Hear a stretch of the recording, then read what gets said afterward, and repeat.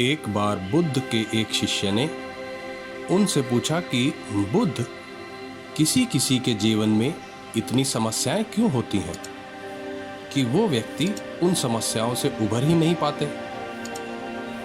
या जीवन भर वो किसी न किसी समस्या के बोझ के नीचे दबे रहते हैं। बुद्ध मुस्कुराए और उस शिष्य से कहा कि एक गिलास पानी और एक मुट्ठी नमक ले आओ। जब शिष्य ले आया तो बुद्ध ने उससे कहा कि इस एक मुट्ठी नमक को पानी वाले गिलास में डाल दो। बुद्ध के कहने पर शिष्य ने वैसा ही किया।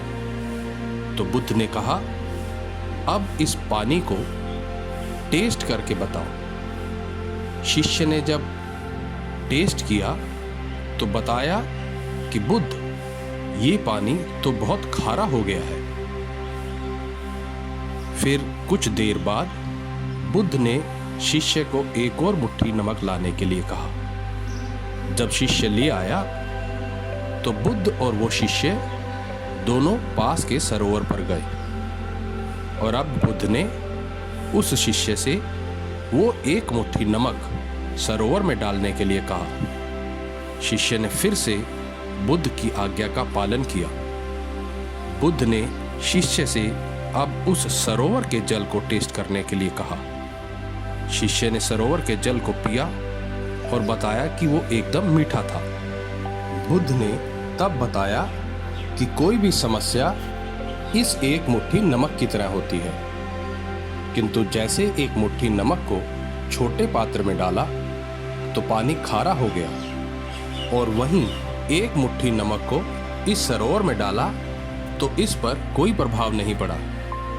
इसी तरह समस्या सबके लिए एक समान होती है, परंतु पात्र यानी मनुष्य अलग अलग होते हैं। किसी मनुष्य की मानसिकता एक गिलास के समान होती है तो किसी की एक सरोवर के समान।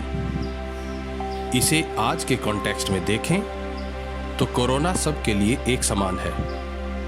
ये एक मुट्ठी नमक के जैसा है, परंतु ये सब पर अलग अलग असर कर रहा है, क्योंकि ये व्यक्ति की मानसिकता पर निर्भर करता है कि उसकी मानसिकता एक गिलास जितनी है या सरोवर जितनी।